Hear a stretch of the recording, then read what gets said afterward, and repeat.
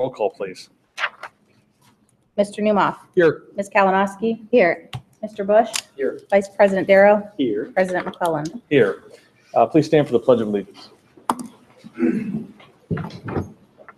Pledge Allegiance to the flag of the United States of America and to the republic for which it stands, one nation, under God, indivisible, with liberty and justice for all.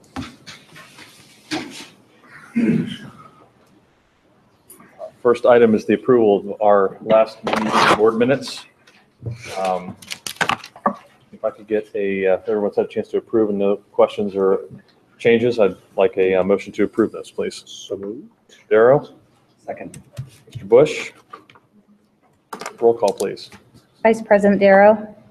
Yes. Mr. Bush. Yes. Mr. Newmoff. Yes. Ms. Kalinowski. Yes. President McClellan. Yes. For tonight's agenda, any additions or corrections to the agenda tonight? Yes, President McClellan. Under discussion, we're going to remove the last item, 5G. out of district transportation, please. Based upon conversations today, there's some additional information that Mrs. Honaker and I need to secure from the department. So before we have that conversation with the Board of Education, I need the additional information. So I'm requesting to remove 5G from the agenda this evening. Okay, so with the removal of 5G, could I get a motion for approval of tonight's agenda? So moved. Second. Bush, Ms. Kalinowski. Roll call, please. Mr. Bush. Yes. Ms. Kalinowski. Yes. Mr. Newmoff. Newmoff. No, I've been- Vice President Yes. Darrow. Yes. You were hung up President on that. McClellan. It's been a while. Officers. Yes. That's what I get for missing the meeting. Yeah, right. Already forgot. Who are you? Quickly, we are forgotten. She thought you were flying to London tonight. See? She So was did I. prepared for you going to London. I apologize. It's all good. Communications to the board. Mr. Sawyers. Thank you, Mr. McClellan.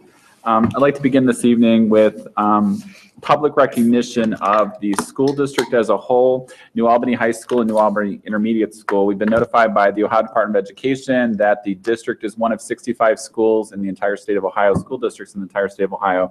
So 65 out of 608 that received the Momentum Award based upon the student achievement growth that occurred during the 2016-17 school year. So this is a follow-up to the release of the report card that the department then goes through and does aggregate looks across the entire state of Ohio at the improvements in student achievement and outcomes. And the school district was one of 65 districts in the state. There's only 2 in Franklin County, the other one being Worthington, that were recognized for the significant increases in academic achievement and outcomes to benefit kids.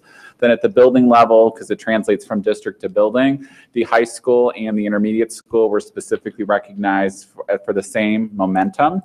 For the increases in student achievement and progress overall. So congratulations to the intermediate school, the high school, and the entire school district overall for the incredible efforts that resulted in the local report card results that we received.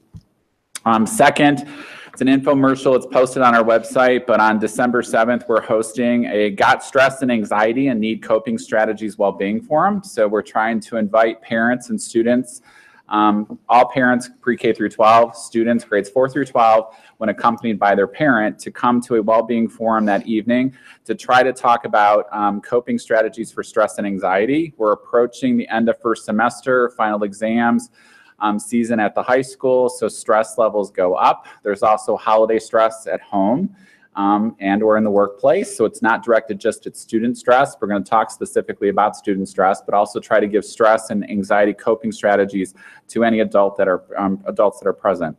Concord Counseling is the partner that's working with the school district to facilitate this process for us that evening, but it's from 7 to 8:30 on December 7th at New Albany Intermediate School. We'll be in one of the first floor communities. So we invite everyone to come. If you have stress and need coping strategies, hopefully you'll walk away that evening with at least one thing that you could start doing immediately for yourself to reduce your stress and anxiety levels and increase your overall well-being. Clearly, every administrator in the school district is going to go, given the faces that I see in the audience and their reaction that, you know, they don't have any stress at all. So it's kind of fun. We're all stressed, so everybody should come so we can learn how to be not stressed together. So it'd be a good thing overall. That concludes my brief update for this evening. Thank you, sir. Next is an update from Clee, and Megan Orlowski is here. Hello. Thank you as always for having us, allowing us the opportunity to express what our staff is doing in the schools. There should be a paper in front of you that outlines what I'm going to talk about. We have just a short list tonight, one thing. Karen Moreland and Linda Schmidt attended the AP Calculus AB-BC workshop presented by the College Board at the Columbus Convention Center. They were able to collaborate with other calculus teachers from Central Ohio and discussed instructional strategies for the advanced placement classroom. They also received instructional materials to use within their classrooms. Karen and Linda plan to share the mathematical practices expected by the College Board and some relevant activities that can be adapted to Algebra 1, Algebra 2, and pre-calculus courses during their mathematics vertical alignment meeting in December. Implementing the mathematical practices of advanced placement courses in the AP classrooms will strengthen students' understanding of concepts, improve their reasoning skills, help them apply mathematical concepts and tools to solve problems, and encourage them to clearly communicate their methods, reasoning, justifications, and conclusions. That's it. Thank you very much. Thank you. Thank you. Next, OPSI. Do we have any OPSI here this evening? Oh, perfect timing. Colleen Ruiz.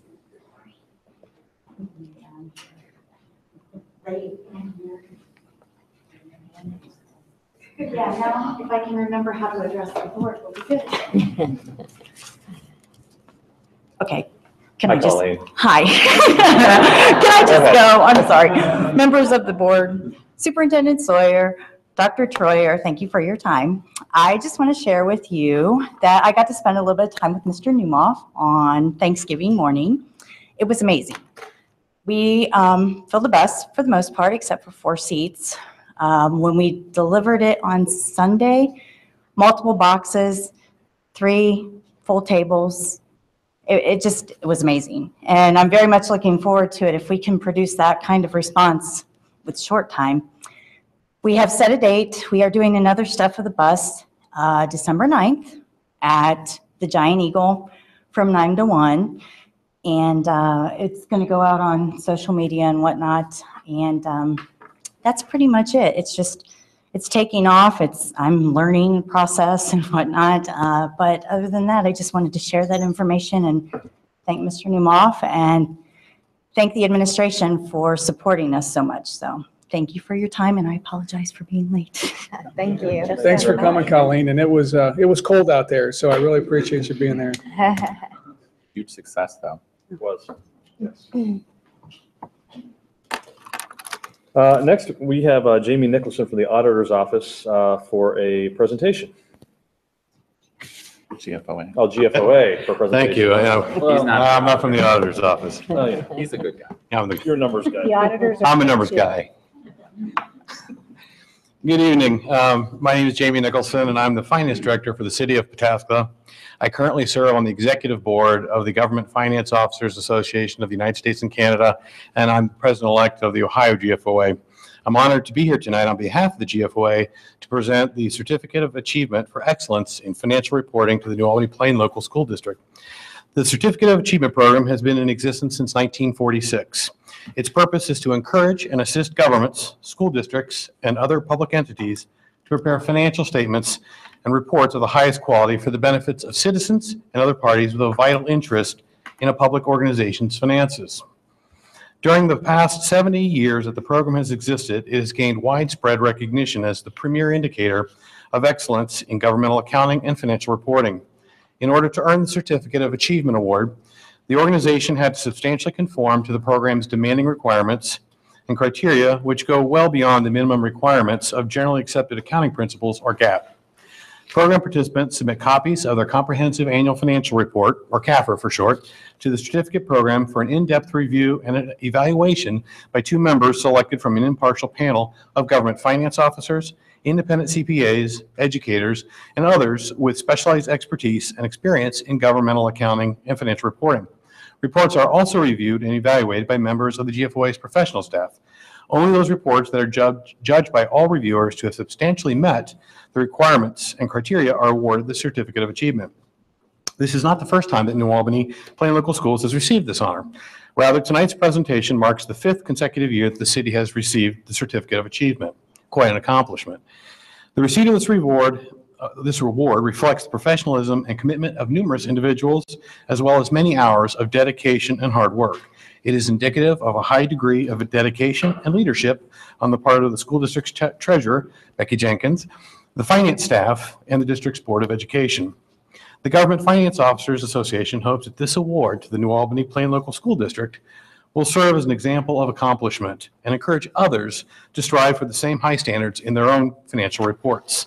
It is therefore my privilege, on behalf of the Government Finance Officers Association, to present to the New Albany-Plain Local School District with the Certificate of Achievement for Excellence in Financial Reporting. Congratulations.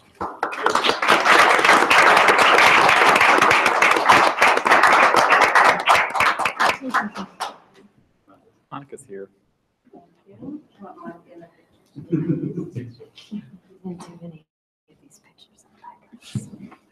Kodak moment. UCLA, 1970, championship every year. Your mom, photo bomb.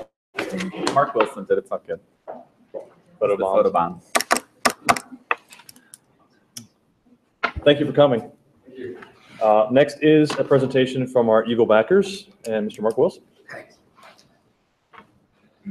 So good evening. Larry Fruth recently met with Richie Wildenhouse, the high school AD, to talk about the next few years of the Eagle backers. As just a little bit of history, the Eagle backers were formed prior to the 16-17 school year with a mission to assist the athletic department, both in the high school and the middle school. Over the last year, one of the roles that we've enjoyed playing and also seems to have filled a need is using our social media and other events that the Eagle backers run and around sporting events to connect with the community. An example of that is sponsoring the student athletes that walked in the 4th of July parade last year, which was really tremendous. We had coaches, student athletes, honored some of our state championship winners. But more than that, you could tell by the reaction of all of the student athletes that participated that they really enjoyed being recognized, and I think it was heartfelt on the part of the community. So because we began last year under the gun a little bit, we spent the last year working on developing our policies and procedures. We have a full board of trustees of 5 members and 6 officers. And over that time, Larry Fruth, in his role as the chairman of the board of trustees, has been working with the different sort of functional areas to develop the procedures for controls, financial controls, compliance reporting. Anybody that runs a nonprofit knows that the requirements to comply with state and federal regulations are more substantial than one might think if they hadn't had experience with it. So we're glad that we have a procedure in place to make sure that we maintain compliance. One of the things that we've been looking at over the last year is sort of sharpening the areas of influence that the Eagle backers would have, and there are broadly 5 of them. One is student athlete development, and we would do that in conjunction with our athletic directors. Leadership development, which has a focus primarily on our coaches and assistant coaches. We supported that program last year, and we will continue to support it financially this year. Community engagement, either through our membership or in other events that we throw or encourage people to come to sporting events, making that a way for the community to know and understand more about our teams. Team support. Historically, teams may have struggled to raise funds. The boosters raised their own money.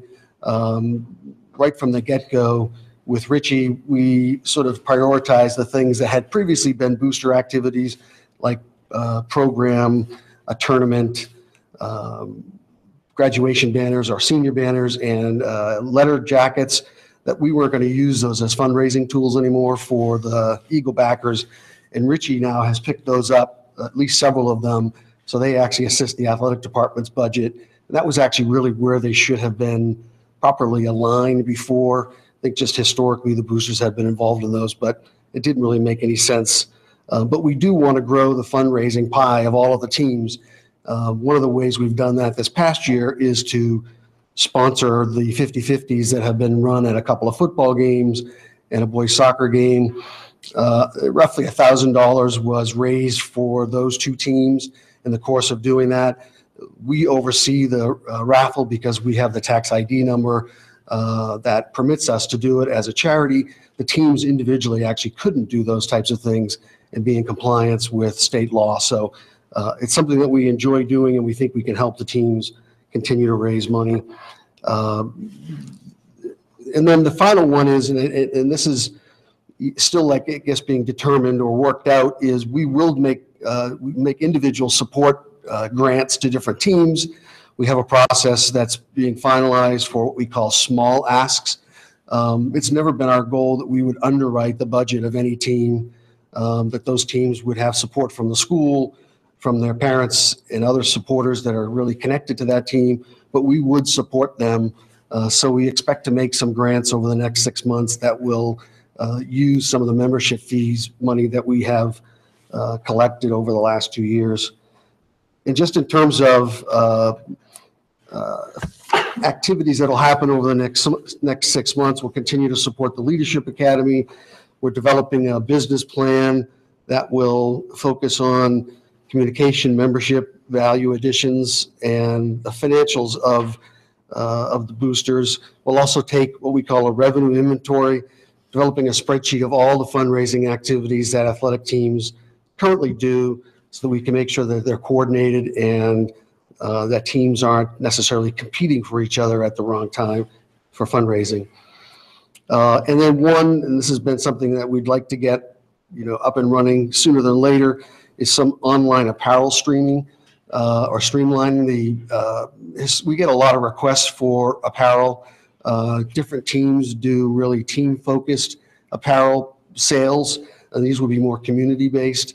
And so we've been working with Richie to make sure we have the right marks in their best form, and ensure that really people are using them correctly when they develop T-shirts, sweatshirts, those kinds of things. And finally, after our fall membership drive, we have around 110 members. That's probably 30 more than, or 40 more than last year. I'd say we did our membership drive in a fairly low-key way, and that in part was due to just how many people we had to work on it. But now that we've gotten our strategic plan more in place, we hope to double that number next year and then continue to grow it from there on out. Thanks. Thank you. Thanks. Hey, Mark, Yes. are you getting the support you need from the board? Is there anything else we could be doing to help support the Eagle backers? Being present at athletic events is a tremendous way to support them, and I know people do that. Michael comes to a lot of games. It was great to stand, next to him on the sideline during games during this past football season. People see those types of those types of things, and it gives them, I think, a different environment to interact with board members that's outside of this setting, or when they might run into them, on the street. So come to games. This Richie, each week, the athletic director publishes a schedule on naeagles.com that has all the activities for the middle school and high school for that following week. Tomorrow night, I think our 7th and 8th grade girls basketball team plays at home, and that's the kickoff of their season, I think. And on the apparel, I don't know if you want to take this on, but I know that all the PTOs do spirit wear as well. I would love to see one umbrella for that. I just don't know how to make it happen. It's a good question, and I think it's something that not the school necessarily has struggled with, but different groups have struggled with. if you really looked at it as a revenue opportunity, either for those individual groups or even the athletic department, there could be and should be probably a more streamlined apparel purchase or sales process. Many people use the trademarks of the school and the athletic department without actually paying royalties on them. Right. And those are things that if you see larger athletic departments, primarily collegiate, but if you look at Massillon, the school we played in the regional finals a week ago, I mean, they have a tremendous apparel offering that they do. Their athletic program is larger, but they like that stuff. There's really a community interest in it. I think the primary reasons that you try to streamline it are to make sure that the things that are going out are consistent with the school's brand, and then a revenue goal as well. Trying to get it online actually avoids a lot of inventory being left over. And historically, the prior booster group, that was a problem for them, that they had inventory that, they had spent to purchase, but weren't able to sell. And, after a point, it's not worth anything. So, and there are a lot of tools out there. We'll work with Richie and with Cricket on the athletic side. And gosh, we'd love to partner with the rest of the groups as well. Maybe we could have Eagle backers join one of our PTO leaders meetings. Sure. And just try to kind of put that on the table, because I think there's a lot of opportunity around, saving money in that area, because if we're all using different vendors, then we're not getting the best deal. And then also, I get a lot of feedback around all our spirit wear looking completely different. Sure. So it'd be nice to try to take that one on eventually. Yeah, I mean, it's a challenge. You give people some artistic leeway, but athletic departments that really have, and these again are collegiate, have style guides that control the use of their marks. That's the next step of really overseeing that kind of thing. It requires a lot of work. So you'd have to have a plan to actually make the revenue from it, really make all that work worth it. But we should do a better job inter-school, coordinating with those groups. Thank you. Do we not have a style guide now? For the use of our marks? No. Really? No. And I say our marks, there is the NA with the eagle, which is sort of a traditional logo. There is the more modern eagle that you'd see on the football helmets. I'm a lawyer, but not in the state of Ohio. There would be, I think, some questions about the enforcement of trademark rights in those marks because of their use over the years. It's not so much enforcement as it is continuity, right? For the different groups, just to make sure that there is continuity in how the marks look. Yeah, absolutely. And then getting vendors to, follow those things. So you have to have a process in place that either before things were, printed, that they were approved. I know it's even a challenge, or has historically been a challenge, in the way teams design their own marks or pick uniform colors. And that we can certainly enforce, because that's all within our own. Sure. And, often people ask me what our school colors are. Maroon and gold. Often people think they're black because a lot of our uniforms emphasize black. That's actually a trend in a lot of athletic settings to use blacks as alternative uniforms or other colors. Saturday. What's that? I noticed that at the Buckeye game on Saturday. It was black and white. Right. Well, you can buy that white shirt at the Buckeye Corner, I'm sure. And that's the reason they do those kinds of things. So, people want the ability to buy those kinds of things. It's actually, and we do have a lot of talent in retail in our community. Actually executing it requires, more than one person probably. We do have some merchandising and fashion merchandising talent in this community. Yeah, we've tapped into it before. And there are a lot of people that are willing to, even the athletic department entered into an agreement with a large national Nike licensee, so we can piggyback off of those things as well. They should be linked. I mean, typically your marks are most visible in athletic settings, but they should be visible everywhere. Thank you. Okay. Thanks, Mark. Yes.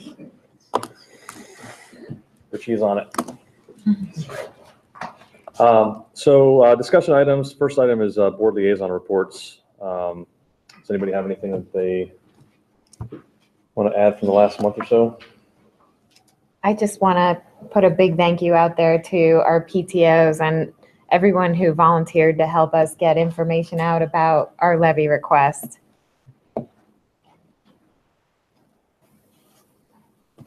Thank you. Our next item is the 2018 organizational meeting date. We have another meeting coming up here in December on the 11th. But then that's our last scheduled board meeting until 2018. And so we need to have our meeting coming up in the first week or two of January so that we can set the calendar for the next year and elect officers and all the fun stuff you get to do in an organizational meeting. So I think one of the things that we had talked about was January 8th, which is a Monday, which is It's actually the normal Monday, The so normal if you Monday? follow the second and fourth Monday schedule, that's the second Monday in January. I did send out a doodle poll, and the majority of you either filled it out or told me that the 8th was a good day. So that's how we landed on January 8th. 6 o'clock. So the organizational meeting at 6 and then the regular meeting to follow. And then I think we still need to look ahead to 2018, but if we went at the same calendar that we do currently, it's the second and fourth Mondays, which can be adjusted if we need to do that. But at the very least, we need to set our organizational meeting date. So as long as everybody's okay with that, we would want to set it for Monday, January 8th at 6 p.m. with our first meeting of the year to follow immediately. Same day? Yeah. The organizational meeting is 20 minutes tops, and so we always do that meeting first, you adjourn it, and then immediately start the work session meeting. Gotcha.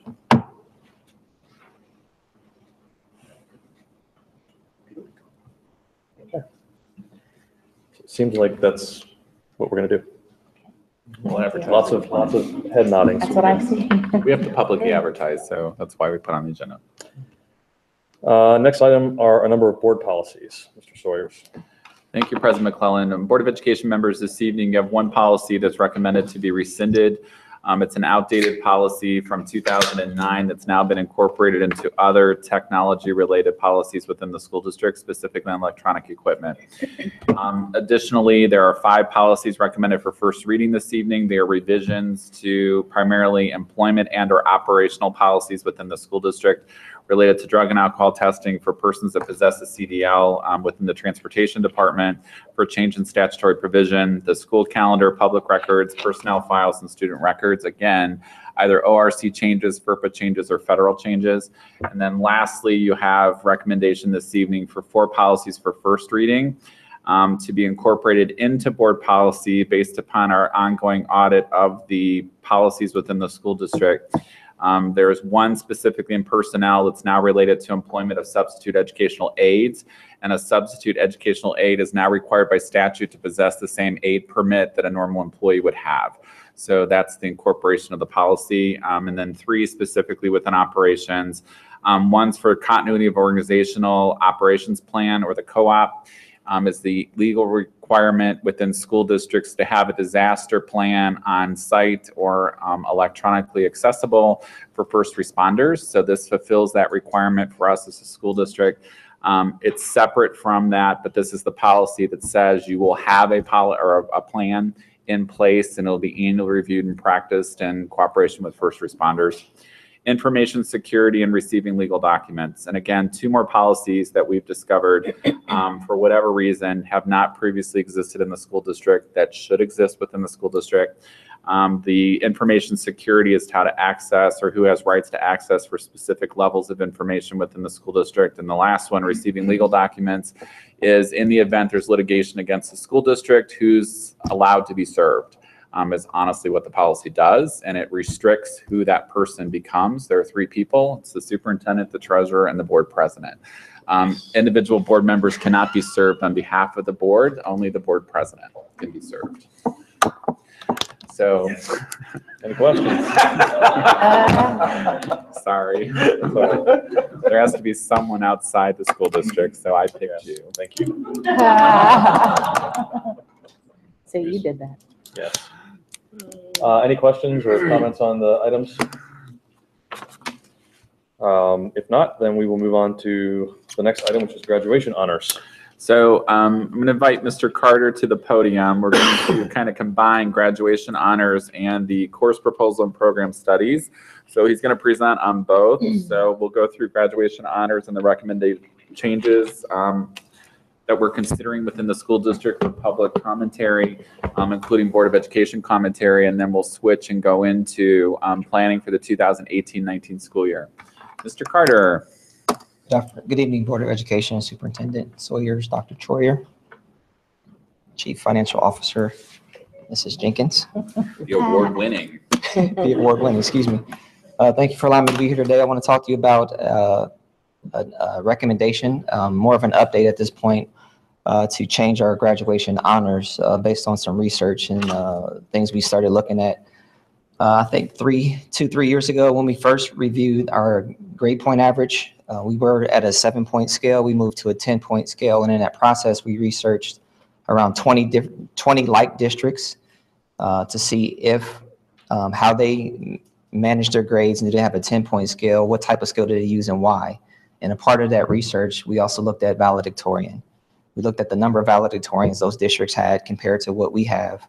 And there's been a lot of research and information in the news the last couple years from the Washington Post, New York Times, and other high-ranking articles about the meaning, the purpose, and the reasons why schools have valedictorian.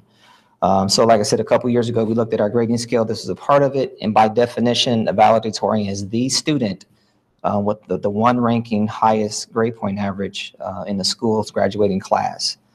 And that person will then be picked to give the speech at graduation. Over the years, we've had 29 all the way now to 88 in 2007. So it's nearly tripled in 4 years. So looking at that, we wanted to discuss and recommend that we make a change, because 88 valedictorians, while that's honorable, it also somewhat diminishes the role of the valedictorian by definition. So some of the rationale behind this is that we want to look at reducing the stress and anxiety of our students associated with competing to be a valedictorian. That does occur.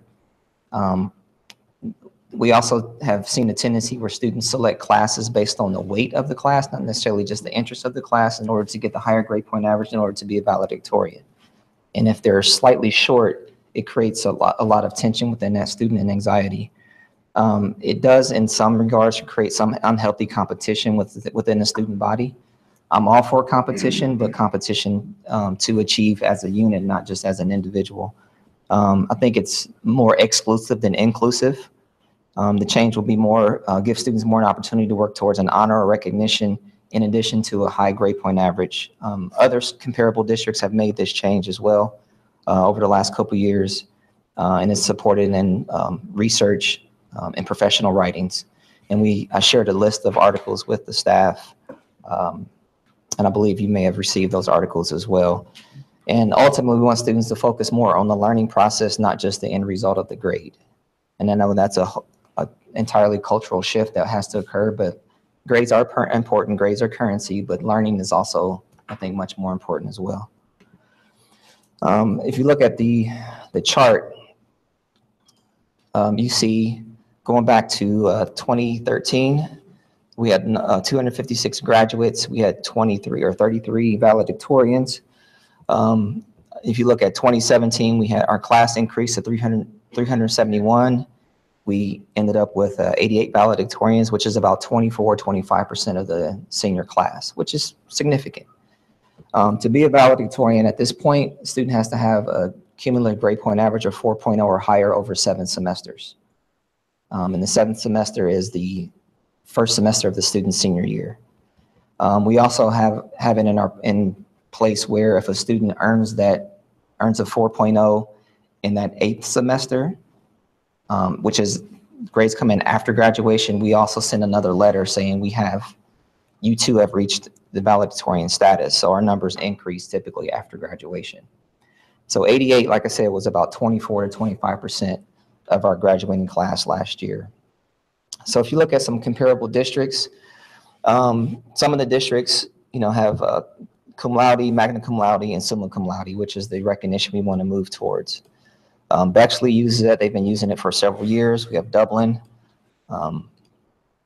Olentangy, and Upper Arlington.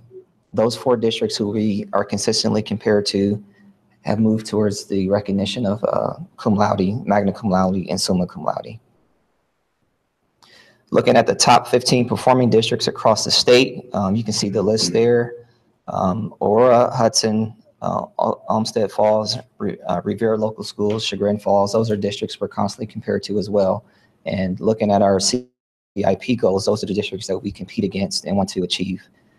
As they achieve or even higher, they too are using this recognition because they also focus on the competition within the department or within the schools. They also focus on, do they want a recognition that is inclusive, but also still tiered to celebrate students' performance and their growth over time. So some of the recommended honors, as I pointed out, we want to use the cum laude, which means in Latin with honor, magna cum laude with high honor, and summa cum laude, which is the highest honor. And those are in line with the higher institution recognition. These are just recommendations that came from the committee. Again, it's just a recommendation. We can still tweak them depending on what some of the feedback will come back from our parents. And we also have a student advisory board meeting tomorrow that I'll share this information with them. So looking at the data, the recommended levels, 3.80 to 3.99. If we looked at that right now, that's like our top 27% of our students. Magna cum laude would be 4.0 to 4.19. It's about 20%. And then summa cum laude, it's the top 9%, which is 4.2 or higher.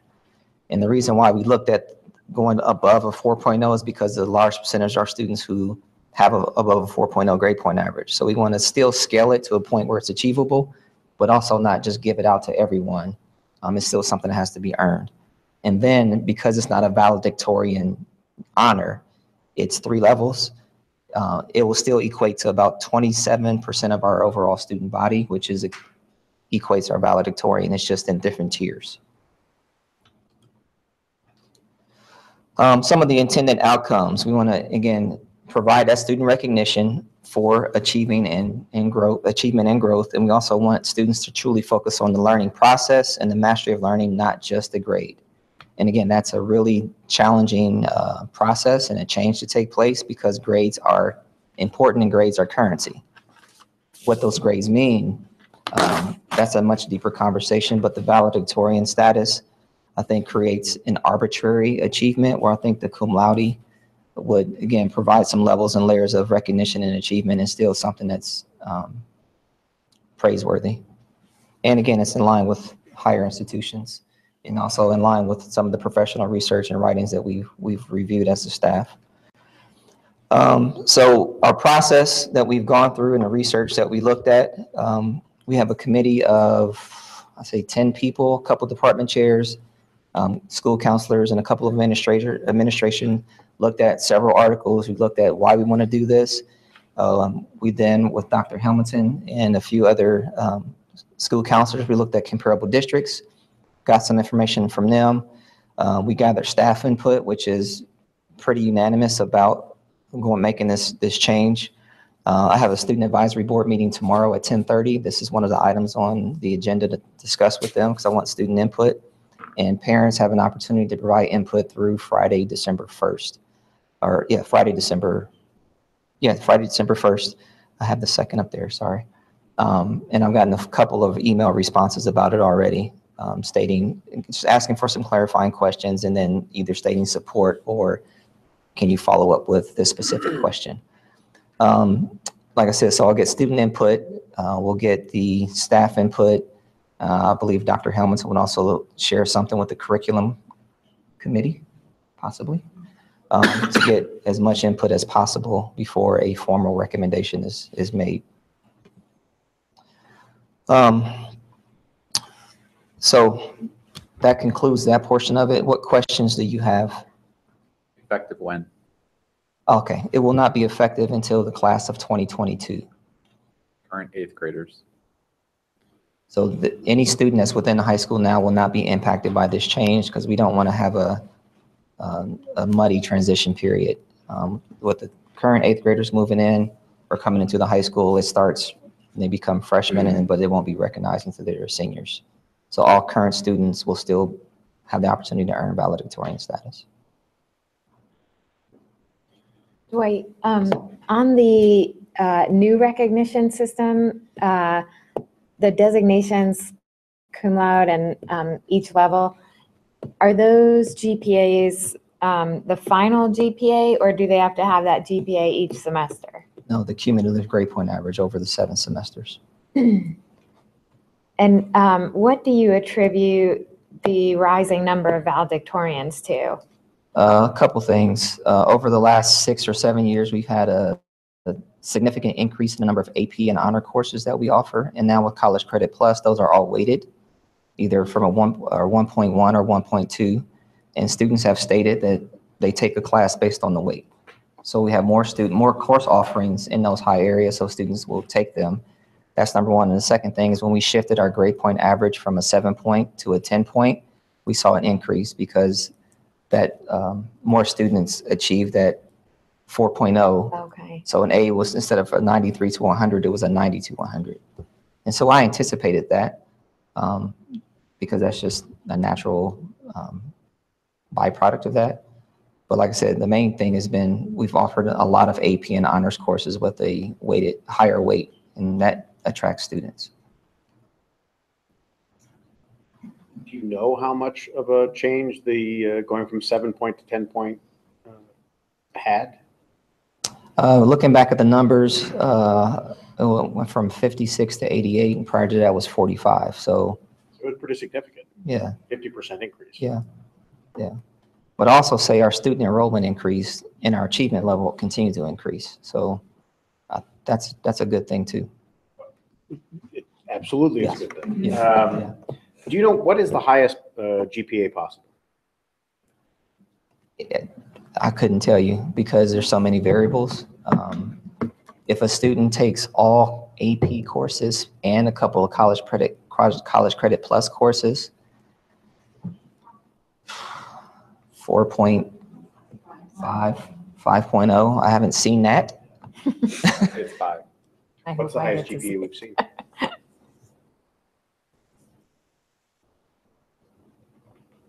4.6, 4.7. I was going to say 4.5, but it could have been a 4.6. I haven't really looked at it.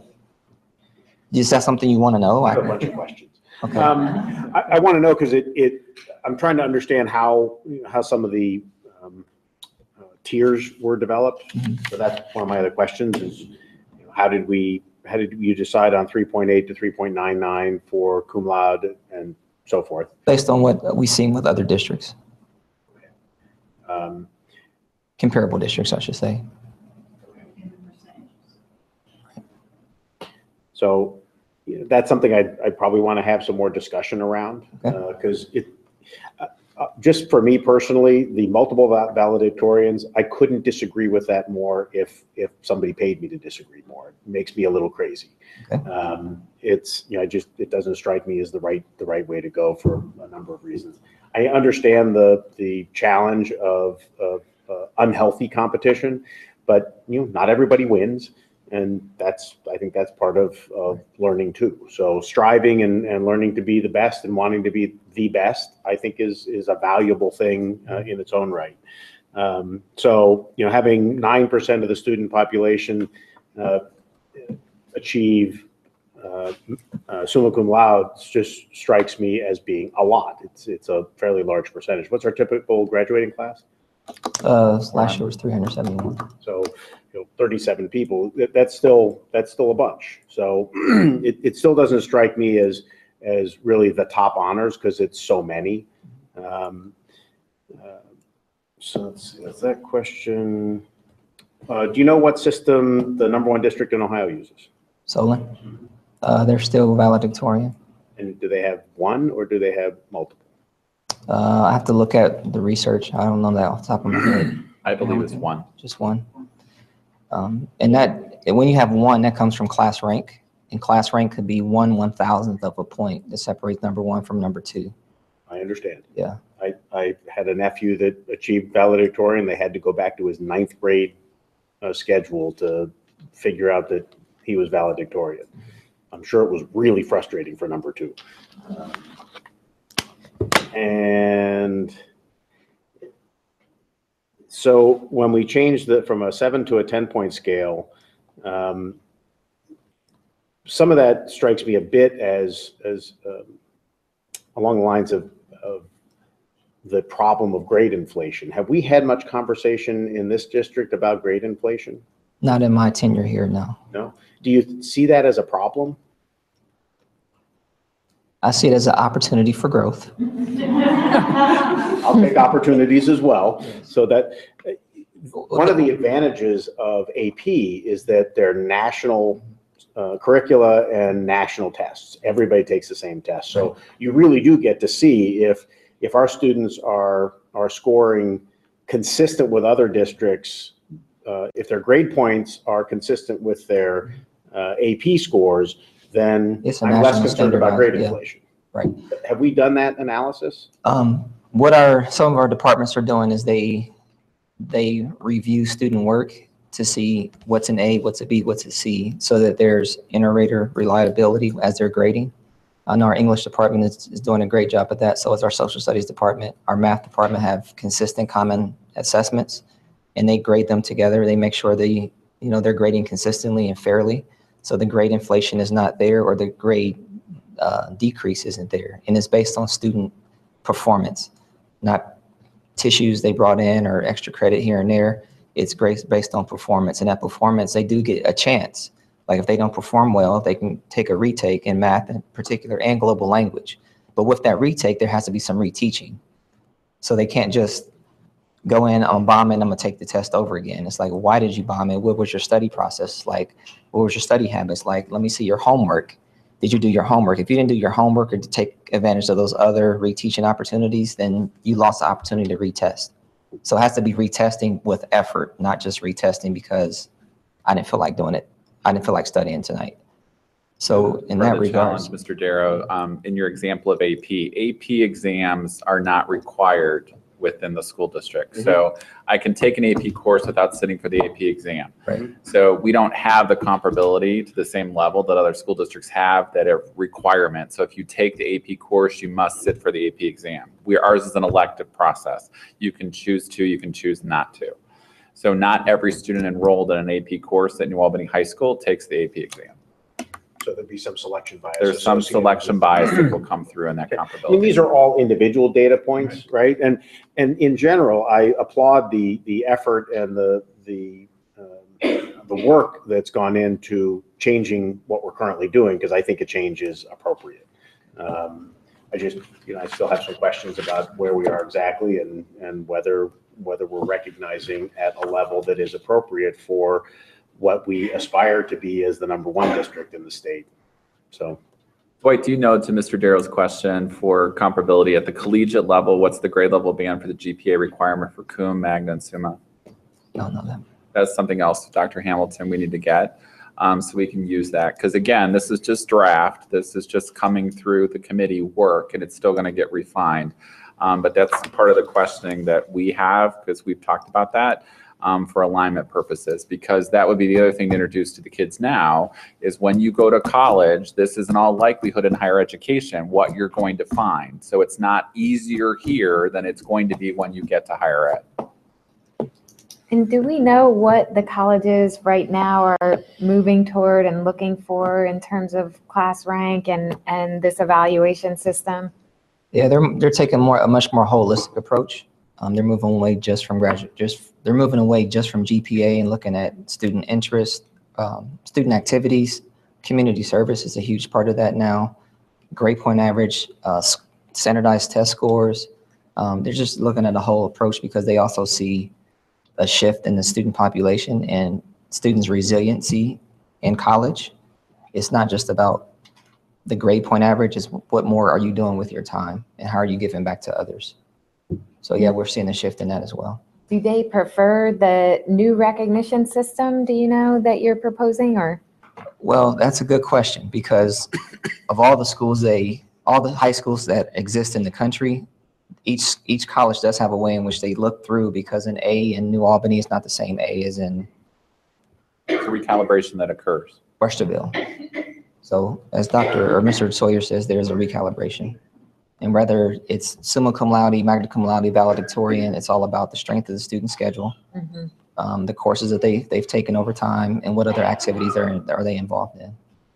Part of the high school profile that's created to go to higher ed, because they will recalibrate. So although you're sending the transcript that says Debbie's GPA is 4.1, they will recalibrate it and they may come back and tell you you're 3.9, because they look at standards across the United States and what it means to have the academic meaning of a grade in New Albany versus what it means in Worthington versus Westerville or some other place. So we usually get derated or no, we actually do very upgraded. well. We do extremely well in conversations with the college counselors. So I don't think we have the same level of what would be perceived inflation would be.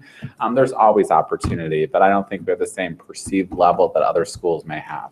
We have significant college visits at our school.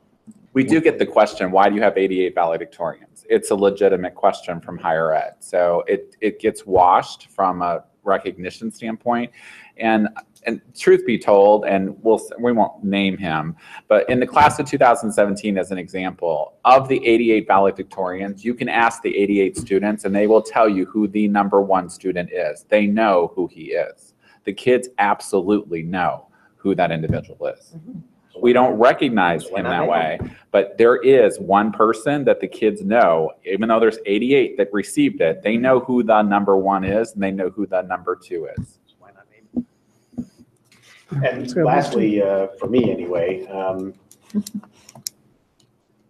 I understand why you'd want to make a change that doesn't affect anybody currently in high school. However, if the change that we are contemplating and that we're ultimately going to switch to is this one, I'd argue there's not much of a change in terms of the impact on students while they're in high school. If they're taking challenging classes, if they've already started taking challenging classes, there's going to be 88 valedictorians, right? Or some similar number. You're looking at about the same number of cum laude recognitions.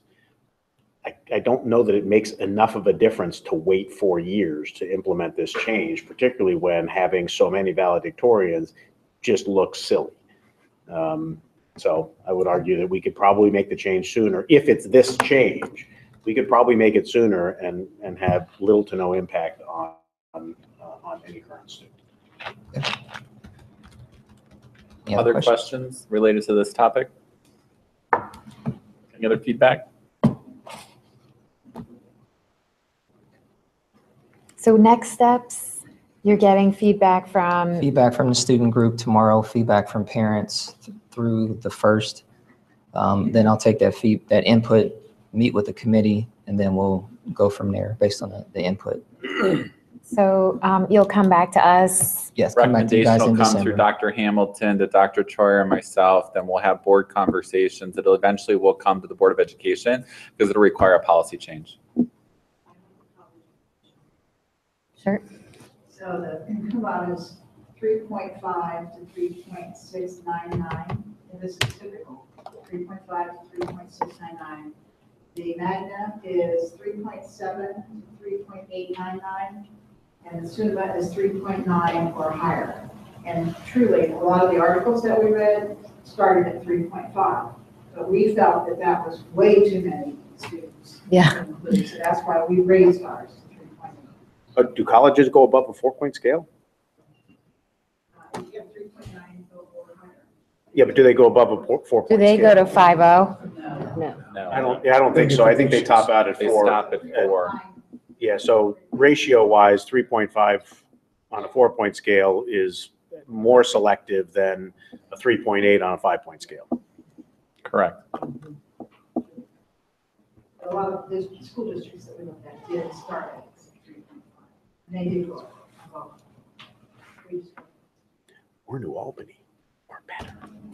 Okay, Mr. Carter, we're going to transition to the next topic, please. Okay, we're proposing or recommending several new courses for the 2018-2019 school year to better serve our students. So we have several courses in a few departments. So starting with our English Language Arts department, we're looking at a literary connections class, and that class is primarily for 9th or 10th graders, and it's based on their students' ELA1 results in order to provide more support to help them take the ELA1, retake the ELA1 during their 10th grade year, and then prepare for the ELA2 their 10th grade year. So it's a 1-credit elective where those students will be selected, again, based on recommendation and based on test scores, because we want to make sure we're building those literacy skills as they come up through high school freshman and sophomore year, or literacy skills. So again, it's a semester course, 4-year course, 1 credit for an elective credit targeting our sophomore students, excuse me. Then if you look at our science department is recommending 2 new courses, 2 new semester courses for a number of reasons. We don't have as many semester courses as we probably could use for opportunities for students to take classes of interest. So the science department, through Mr. Schwinnen and Mrs. Manning, they surveyed the students and came back that students wanted to see a zoology course, and they also wanted to see an astronomy course. And so these courses, again, will be semester credit, 0.5 credit, and it's based on student interest, and then it's based on teacher desire to teach these courses as well. So with these, we would expand the opportunities for elective credit, because right now we have a number of students who take multiple science classes, some double up, and those are the ones that are really interested in either biomedical science or some other form of medicine. But for the student who's not significantly drawn to that arena, there's very limited elective courses that they're interested in. So this will provide a much broader range. It's not a CP course and it's not an AP course. It's not an AP course and not an honors course. It's just a college prep course. And we need more of that because, again, we have more of an increase with AP and honors courses over the last 6 or 7 years. And that's left very little growth in our college prep courses. Continuing to look at science, the second course is astronomy. Again, that's for students in the 11th and 12th grade because that'll take care of their other requirements. Again, it's a semester course, bless you. It's weighted to 1.0. There is a course fee of $12 that pays for the supplies for that course. And again, it was based on student interest. Again, the teacher surveyed the students. They said, we will like these courses, and it gives a number of opportunities for partnerships with local universities and local companies as well. With the zoo, the zoology opportunity,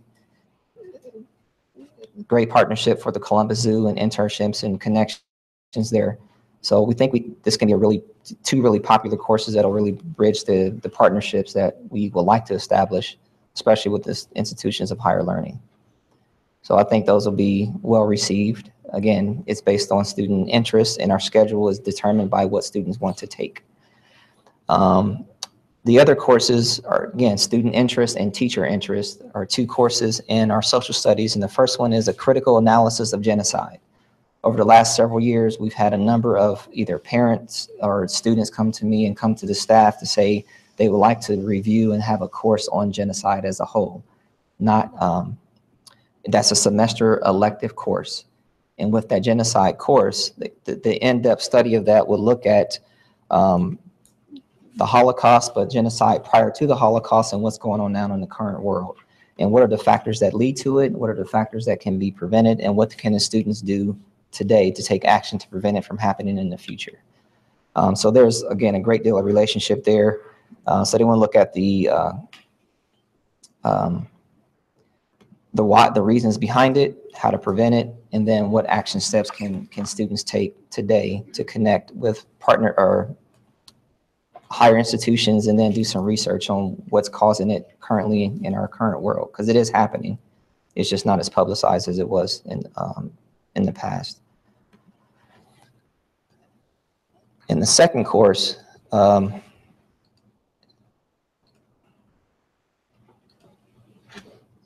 we go. The critical analysis of the Vietnam War. This comes from a documentary that the students have been observing and our staff have been watching, and there's a lot of interest there. And it's for grades 10, 11, and 12. Again, it's an elective course semester taught by a teacher who has an interest, and the students want to review, again, the causes of the Vietnam War, how the results impacted home, what was the impact on student populations, parent populations, and the community as a whole, and how were the veterans treated when they came back home. And so this all came from the Vietnam documentary that's out right now. So because of the student interest, the recommendation is to give it to you guys. And again, it provides 2 opportunities for a non-AP and non-honors course for students who are not interested in just pursuing a major in social science, but they just want to be more involved and more in tune and more aware of historical events from a critical analysis point of view, not just names and dates, but why it happened, text-based discussions, article discussions, looking at artifacts, and debating some of the causes. So I think that's all we have for that. So the 5 courses proposed this evening also appear as an action item later in the agenda to keep them moving forward. So after board conversation, please know that the intent is to move them forward through action this evening so they can appear in the program of studies. That'll come back on December 11th for Board of Education approval to preempt the student registration process that starts in January. Questions for Mr. Carter? Wait, one question. When we create a new course like this, how do we establish the standards and the rigor when there's no comparison? Right. So our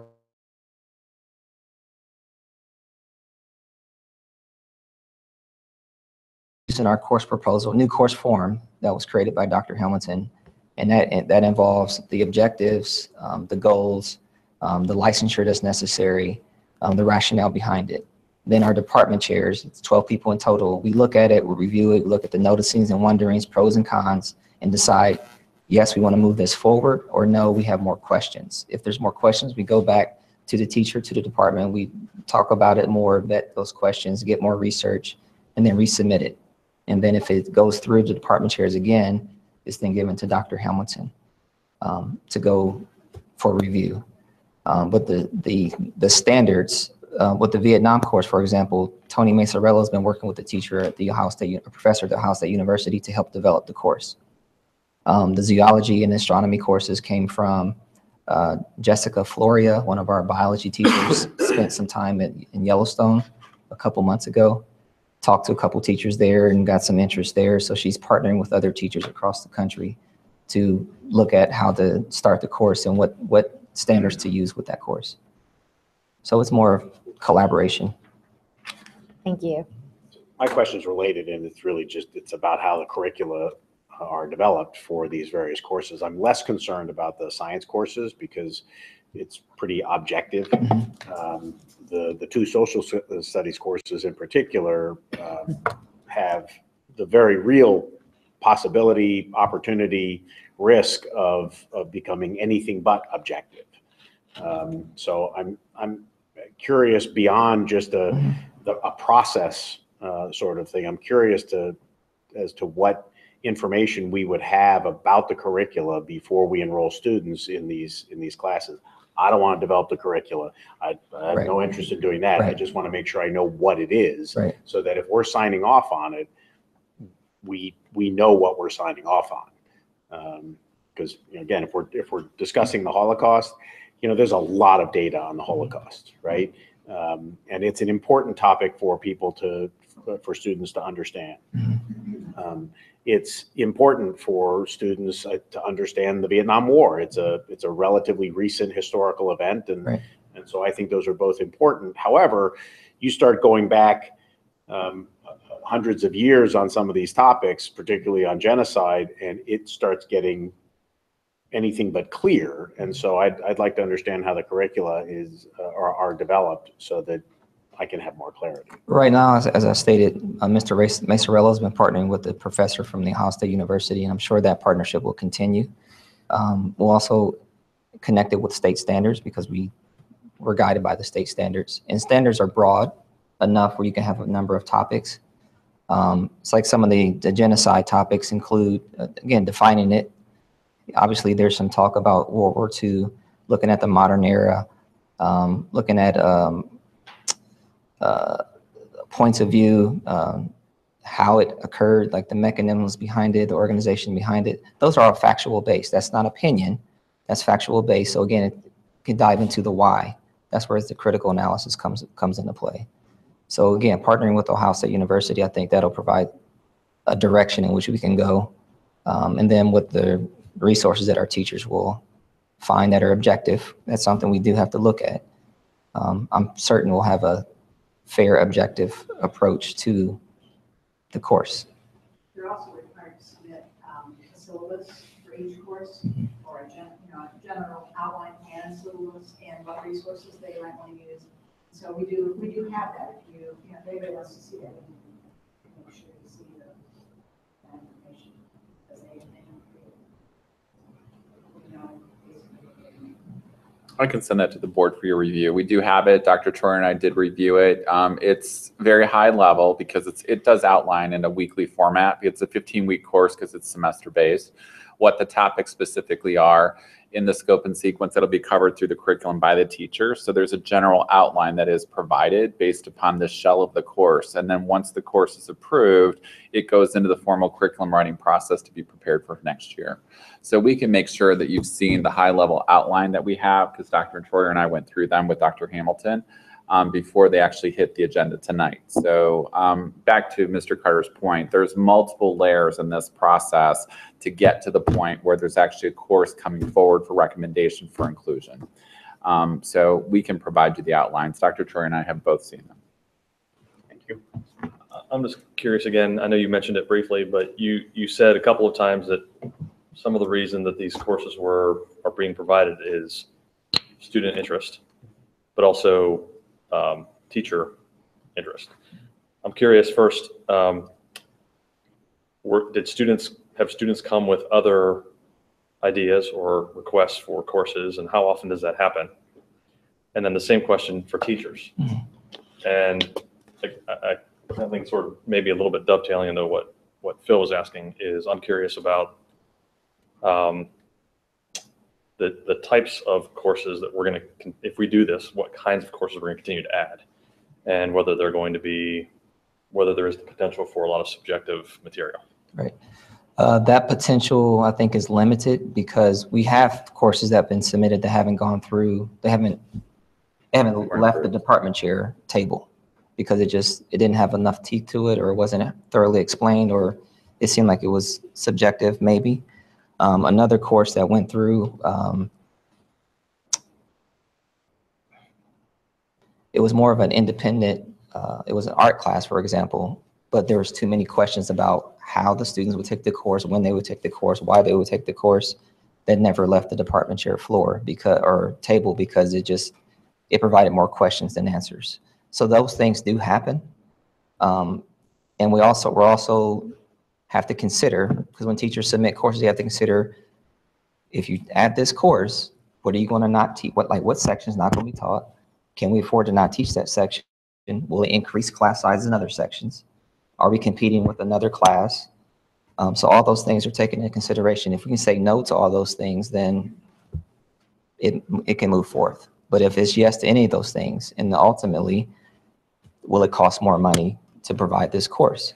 Because more courses means more sections mean more sections for teachers, more sections for teachers mean we have to either have teachers teach 6, or if it increases, hire new staff. So if those things come into play, then it typically doesn't move forward, because again, there's a much bigger conversation that has to happen. So when you're coming to us with the proposal to add a couple of courses, I'm just curious also, like how many options came to you? How many recommendations or suggestions from students or teachers kind of got left on the cutting room floor? This year, one. Okay. Two, I'm sorry, two. Yeah. We get that stat. Maybe, maybe not, because back to Mr. Cutter's point, when a student signs up for this course, he or she is not making another choice in their selection process. So this could be a replacement or it could be an addition. We won't know that until we actually go through the registration process. But all the disclaimers are published as part of the registration process to kids to understand that, number one, there's got to be a sufficient number of kids that's selected. So using the example of, and I'm going to go where you went because I think it helps clarify it. If a course came forward called Current Events 101, it would never make it off the table because it's not specific enough to identify which curricula would be identified with standards to talk about the rigor and relevance for kids. So although these two courses, Vietnam War and Genocide, are currently being recommended within social studies, it might last 1 year, 2 years, 3 years, or have 0 kids get to register for it because kids don't sign up for it. So although the kids right now at the high school are saying, we want to take this class, cyclically, it could eliminate itself in future time, and then it could be a different topic. So that's why they're calling it critical analysis of, and then fill in the blank. So the current fill in the blank to offset a semester course, because you would want to give the kid the elective option, is to give 2 elective options for a semester each, so that if you chose to take both for a full social studies credit, they would be scheduled opposite semesters. So there'd be something in first semester for you, or something in second semester for you, if you would choose to take both, but they're not prerequisites for the other. Or you only take one of the 2. But right now, the fill in the blank is genocide because there is a significant interest in conversation at New Albany High School about it specifically. And it helps us, honestly, within the community to address the topic that we've received numerous requests for over probably the course of the last 5 years in the district, to try to help educate people to understand this because it's not something that is understood, specifically the Holocaust. The second, with the Vietnam War, again, could be cyclical. It could go away. I mean, right now the kids have an interest base because of the new documentary that's out specifically on the topic, and it lends itself for an educational teaching tool. But again, this could go away in 2 years, and then it gets replaced with a different course proposal. But we will not approve Current Events 101. So, and the high school knows that, because it'll never make it. What I would say too, if it is an additional staff, it's likely already included in the 5-year forecast with the additional staff that we have there. Right. So just one other caution on the topic of genocide generally, and then using a course on genocide generally to also talk about the Holocaust. While I certainly understand why there's a lot of community interest in making sure that our students understand the Holocaust, treating it as just another genocide is probably not going to satisfy the interests of those who want to make sure that students understand it. It is, for those members of the community, it is considered an order of magnitude or 10 different from other historical genocides. And either there's a general course on genocide or there's a specific course on the Holocaust with some associated information on other genocides that have taken place. But it is particularly about the Holocaust. Again, it's a caution. I'm not an academic, so I don't have all the answers to this. I can just tell you that from my personal experience, you're likely to get as much complaint about something that tries to equate the Holocaust to just another genocide as you are to not teach it at all. That's true. Other questions related to the 5 recommended new courses for next year? We'll send you the scope and sequence outlines that we received, that Dr. Troy and I went through with Dr. Hamilton. We'll share those with you so you can see at least the rough draft of what's been presented. But again, it's not the final product, because once the courses are approved, then it goes to curriculum writing to actually fine tune it. We ask for a general outline so we have some understanding of what's going to happen in this case in a 15-week course, because it's semester based. Thank you. Thank you, Mr. Thanks. Thank you. This is our first opportunity for public participation. And with no one, we will move on to treasurer's items. Could I have a motion, please? So moved. Ms. Kalinowski and Mr. Darrow. Ms. Jenkins, whenever you're ready. I wanted to make sure we didn't skip something. She was asking if I combined the two high school topics, and I did. Oh, yeah, sorry. So October financials were material on plan in all areas.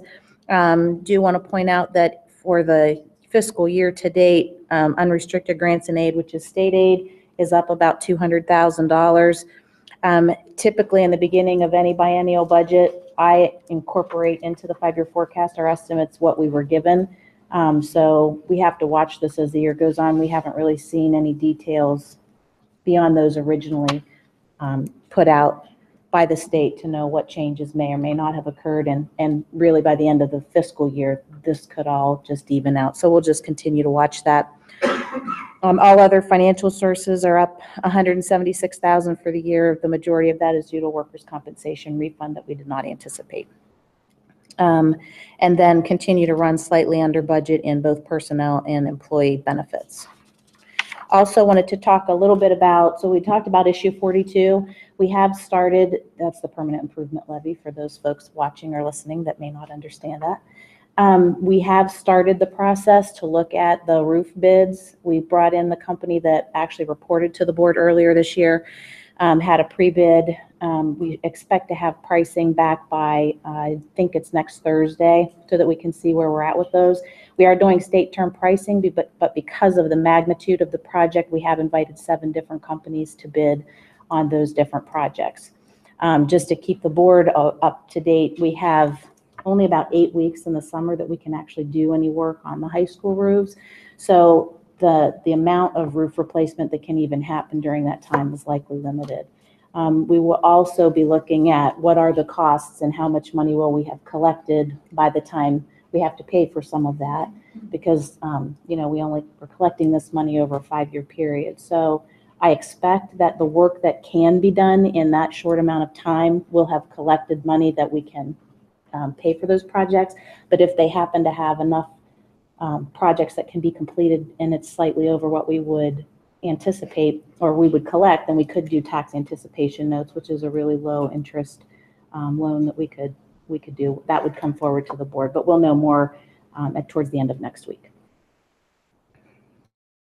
Thank you. Any questions? With none, I take a roll call, please. Ms. Kalinowski? Yes. Vice President Darrow? Yes. Mr. Bush? Yes. Mr. Newmoff? Yes. President McClelland? Yes. Now for the superintendent's items A through E, could I have a motion, please? So moved. Second. Ms. Kalinowski, Mr. Newmoff. Mr. Sawyers. Thank you, President McClellan. Before you this evening are standard personnel action items in letter A. I do want to call your attention to 2 things. The first is just public recognition of Sarah Carson. Sarah Carson is a 2nd grade teacher in our school district that is resigning mid-year. This is very unusual that we have a mid-year resignation, but her spouse was transferred out of state for employment, and they're actually moving during winter recess out of state. Mrs. Carson has been a tremendous asset to the primary school. She's an incredible 2nd grade teacher, and whatever school district she lands in someday in Arizona, we'll be lucky to have her. She's just a tremendous teacher, and we will miss her greatly. However, based upon our due diligence, we have, and you'll see her name on the agenda this evening, found Mrs. Carson's replacement. It's Elizabeth Smith. So we have gone through the what I would say rigorous interview process necessary to select the replacement for Mrs. Carson.